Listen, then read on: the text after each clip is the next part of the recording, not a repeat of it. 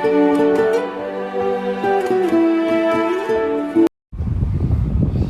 සුබ දවසක් වේවා යාළුවනේ. ඉතින් කොහොමද ඔයාලට?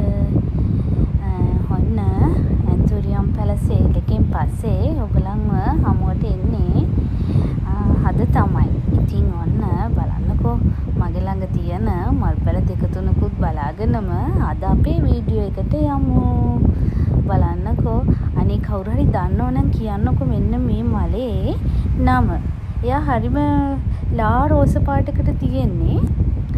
මම ඇත්තට මේකේ නම දන්නේ නැහැ. දැන් කවුරු හරි දන්නවා නම් කියන්නකෝ පොඩ්ඩක්. ඔන්න එහෙනම් අද මම ඔයගොල්ලන් එක්ක කතා කරන්නේ මගේ ඇන්තූරියම් පැල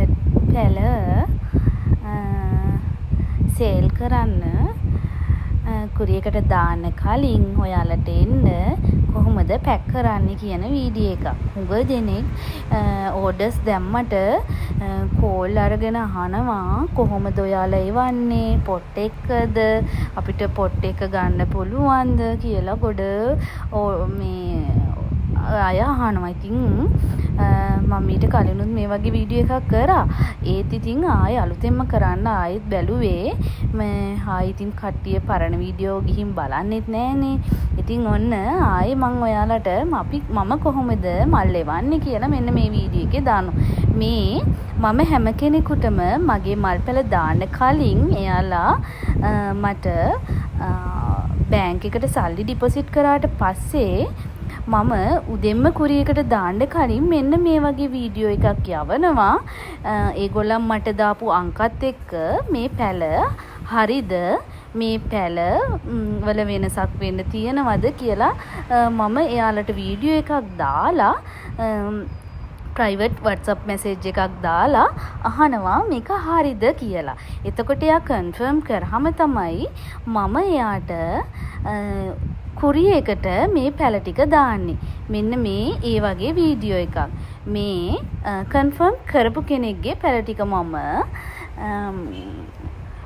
පැක් කරාට පස්සේ මෙන්න මේ වගේ තමයි අපි පැල තුනක් විතර එකකට පැක් කරනවා. මුල් වලට කිසිම හානියක් වෙන්නේ නැති වෙන්න මේ එක්කෙනෙකුගේම පැක් එකක්.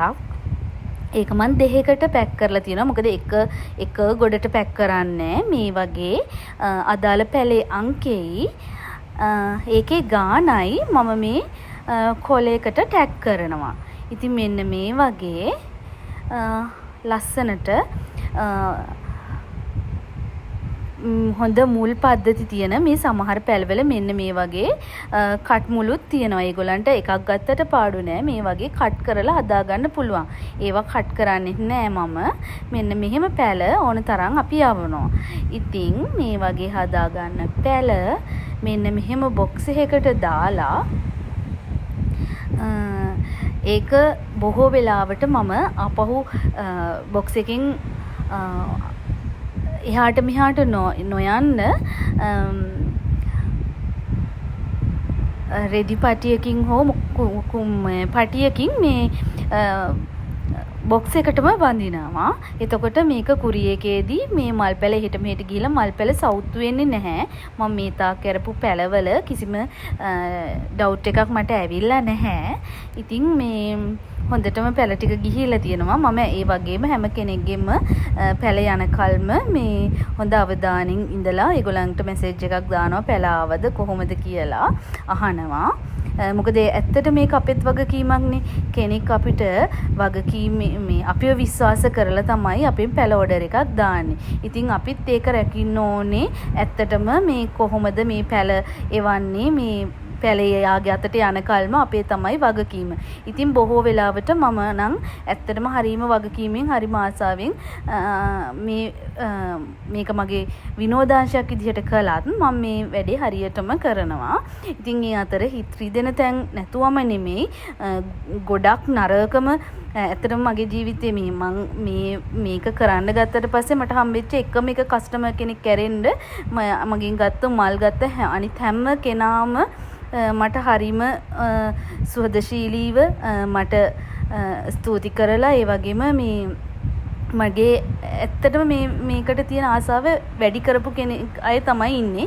ඒ අතර එකම එක කස්ටමර් කෙනෙක් නම් ඇත්තටම හරීම නරකයි. මේ මගෙන් පැල ටිකත් අරගෙන මගේ සල්ලි ටිකත් ආපහු මගෙන් රිෆන්ඩ් කරගත්තා.